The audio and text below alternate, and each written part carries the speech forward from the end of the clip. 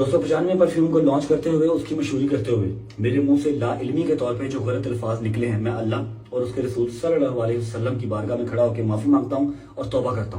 यानी वो हजरात के जिनका ताल्लुक अहले तशय्युअ के साथ होता है, आप उन्हें देखिएगा कि कभी वो सहाबा किराम अलैहिम रिदवान को माज़अल्लाह तबर्रा करते हुए गालियां देते हुए नजर आते हैं, कभी वो अहले बैत की ही गुस्ताखी कर बैठते हैं, और कभी रसूलुल्लाह सल्लल्लाहु अलैहि वसल्लम की शान अक़दस में गुस्ताखी कर देते हैं, तो कभी अल्लाह की ज़ात में गुस्ताखी कर दिया करते हैं। और फिर होता क्या है कि जब उनको ये महसूस होता है कि उनसे एक ख़ता ऐसी सरजद हो गई कि जिससे उनकी जान को नुकसान है, तो वो आकर कुरान लेकर बैठ जाते हैं, फिर कस्में खाते हैं और फिर कहते हैं ला इल्मी में हमसे ये हुआ है। तो मुझे बयान फरमाइए, आखिर ये कैसी तरबियत है आपके उलमा की, आखिर ये कैसी तरबियत है आपके पढ़ाने वालों की कि जो ये तक ना बता सके कि रसूलुल्लाह सल्लल्लाहु अलैहि वसल्लम की ज़ात वो ज़ात है कि अदना सी भी गुस्ताखी रसूलुल्लाह सल्लल्लाहु अलैहि वसल्लम की करना ये बंदे का दुनिया और आखिरत को ख़राब करना है। और आका की ज़ात कोई ज़ात नहीं है कि जहाँ पर बंदे को इल्म ही कोई ना हो। आका की ज़ात कोई मजाक नहीं है कि बंदा जब भी रसूलुल्लाह सल्लल्लाहु अलैहि वसल्लम की बात करता है या हुजूर की ज़ात को लेकर जो अकायद और नज़रियात हैं, जो नामूस रिसालत के कवानीन हैं, उन तमाम को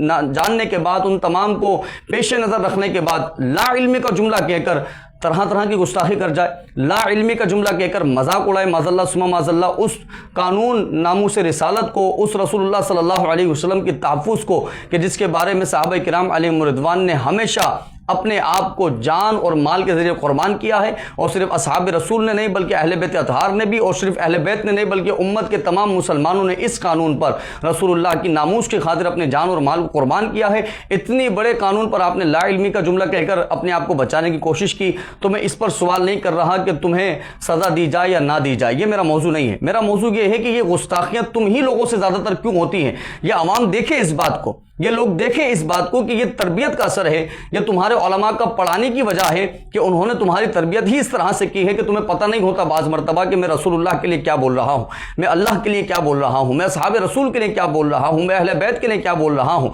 और मैं इतना कहता हूँ कि अगर पहले ही इंसान को, जिसने सबसे पहले इस तरह की गुस्ताखियाँ की, अगर सरेआम सज़ा दी जाती है, तो आज ये एक के बाद एक जो सिलसिला शुरू हो गया है कि हर एक दूसरे को देखकर गुस्ताखी कर जाता है, फिर वो देखता है कि इसने भी तो दोबारा कुरान लेकर बैठकर लोगों से माफ़ी मांगी थी, मैं भी कुरान लेकर बैठकर लोगों से माफ़ी मांगूंगा, जब इसको माफ़ कर दिया गया था मुझे भी माफ़ कर दिया जाएगा। तो ये सिलसिला आखिर कब ख़त्म होगा, आखिर कब इस पर लगाम डाली जाएगी, आखिर कब इस पर पकड़ की जाएगी कि आखिर क्या मजाक बना रखा है दीन इस्लाम का आपने, कि आपको जब दिल करता है किसी ना किसी बाबरकत शख्सियत की गुस्ताखी कर कर माज़अल्लाह उनकी शान में नाज़ेबा अल्फाज इस्तेमाल कर माज़अल्लाह सुम्मा माज़अल्लाह आप आके माफ़ी मांग लेते हैं और आप आसानी से निकल जाते हैं। फिर दूसरा देखकर आपको शे पकड़ता है, दूसरा देखकर उसके हौसले बुलंद हो जाते हैं कि जब ये निकल गया तो आइंदा जाकर मैं भी अपनी वीडियो वायरल करने के लिए, मैं भी अपने आप को मशहूर करने के लिए किसी भी गुस्ताखी कर दूंगा, किसी भी बाबरकत शख्सियत की गुस्ताखी कर कर फिर जाकर कुरान उठाकर माफ़ी मांग लूंगा। जब ये निकल गया तो मैं भी निकल जाऊंगा, जब ये मशहूर हो रहा है तो मैं भी मशहूर हो जाऊंगा। तो मैं कहता हूं ऐसे लोगों को अल्लाह और उसके रसूल से डरना चाहिए। अंजाम अच्छा नहीं होता,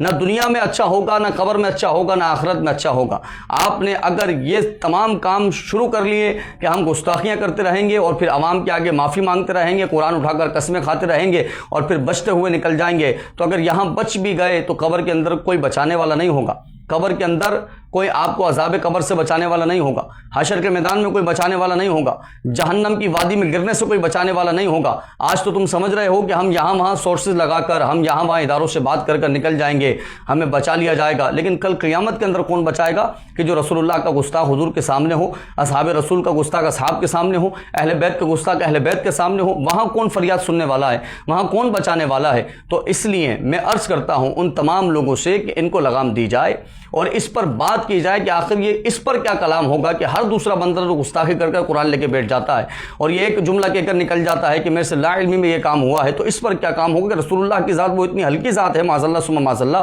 कि वहाँ पर ला इल्मी बरती जाए, वहाँ पर बेएहतियाती बरती जाए। यहाँ पर ही सबसे ज़्यादा एहतियात की ज़रूरत है कि जिनके अदब को अल्लाह बयान कर रहा है, कुरान में एक के बाद एक आयात उनकी शान में, उनके अदब के अंदर अल्लाह तबारक व तआला नाजिल फरमा रहा है। यहाँ सबसे ज़्यादा एहतियात की ज़रूरत है, यहाँ सबसे ज़्यादा इल्म की ज़रूरत है। यहाँ पर बंदे को ला इल्म नहीं होना चाहिए, यहाँ पर बंदे को बेएहतियाती बरतनी नहीं चाहिए। ये कोई मजाक नहीं है, ये रसूलुल्लाह की ज़ात बाबरकत है कि जिनकी अदना से भी गुस्ताखी, इनकी शान में आवाज़ को भी बुलंद करना अल्लाह ने पसंद नहीं किया है, मामलात में इनसे आगे बढ़ जाना अल्लाह ने पसंद नहीं किया है, इनके आगे بلند آواز سے بولنا اللہ نے پسند نہیں کیا ہے. تو جو ذات اتنی بابرکت ہو ان کو آپ جو ہے وہ اس طرح سے ہنسی مذاق کو نشانہ بنا لیں اور پھر جا کے معافی مانگے اور کہیں لا علمی میں ایسا ہوا ہے, تو کچھ تو خوف خدا کریں. اگر یہاں بچ بھی گئے تو قبر اور حشر کے اندر معاملات اچھے نہیں ہوں گے. اللہ تبارک و تعالیٰ سے دعا ہے کہ ہم سب کو ایسے لوگوں سے محفوظ رکھے اور ہم سب کو بھی ناموس رسالت صلی اللہ تعالیٰ علیہ وآلہ وسلم پر پہرا دینے کے لیے اپنے جان مال قربان کرنے کی توفیق نصیب فرمائے. آمین بجاہ النبی الامین.